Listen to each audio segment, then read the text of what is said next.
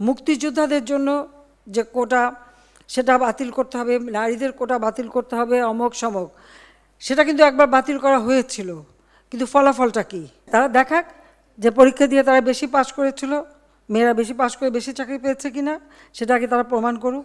আন্দোলনের নামে যেটা আবার করা হচ্ছে, পড়াশোনার সময় নষ্ট করা, এটারও কোনো যৌক্তিকতা আছে বলে আমি মনে করি না। চাকরি ক্ষেত্রে নির্যাতিত মা বোন যারা, সেই নির্যাতিত মেয়েদের এবং নারীদের চাকরির ক্ষেত্রে আলাদা 10% কোটা তিনি ব্যবস্থা করে দিয়েছেন, এই জন্য যে নারীরা যেন যথাযথভাবে সমাজের বিভিন্ন স্তরে তার স্থানটা করে নিতে পারে।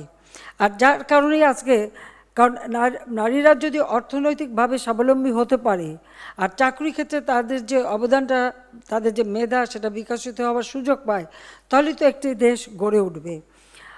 আমরা আজকে একটা জিনিস আমি না বলে পাচ্ছি না, আমি যে দেখেছি যে কি কোটা আন্দোলন, কি আমাদের মুক্তিযোদ্ধাদের জন্য যে কোটা সেটা বাতিল করতে হবে, নারীদের কোটা বাতিল করতে হবে, অমক সমক, সেটা কিন্তু একবার বাতিল করা হয়েছিল, কিন্তু ফলাফলটা কি? পাবলিক সার্ভিস কমিশনের পরীক্ষার হিসাব যদি দেখা যায়, তখন দেখা যাবে যে আগে যেখানে কোটা থাকতে মেয়েরা যে পরিমাণ সুযোগ পেত, সেই পরিমাণ সুযোগ কিন্তু এই কয়েক বছরে আর পায়নি। এটা হলো বাস্তবতা। এমনকি অনেক অনেক জেলা, প্রত্যন্ত অঞ্চল, সে অঞ্চলের মানুষগুলি কিন্তু বঞ্চিত থেকে গেছে, তারাও চাকরি পাচ্ছে না। হাইকোর্ট ইতিমধ্যে, এবং এইরকম বঞ্চিত হওয়ার কারণেই কেউ মামলা করে, হাইকোর্ট একটা রায় দেয়।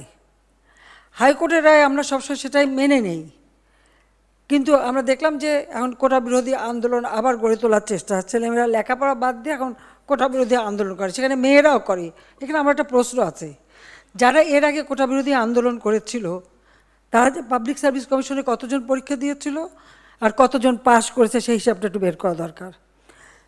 তারা দেখাক যে পরীক্ষা দিয়ে তারা বেশি পাস করেছিল, মেয়েরা বেশি পাস করে বেশি চাকরি পেয়েছে কিনা, সেটাকে তারা প্রমাণ করুক। আর হাইকোর্টের রায়, এটার বিরুদ্ধে এভাবে আন্দোলন করা, এটা তো সাবজুডিস, কারণ আমরা সরকার থেকে কিন্তু এভাবে কোনো কথা বলতে পারি না, কারণ হাইকোর্ট রায় দিলে সেখানে হাইকোর্ট থেকেই আবার আসতে হবে। কিন্তু আজকে আন্দোলনের নামে যেটা আবার করা হচ্ছে, পড়াশোনার সময় নষ্ট করা, এটারও কোনো যৌক্তিকতা আছে বলে আমি মনে করি না।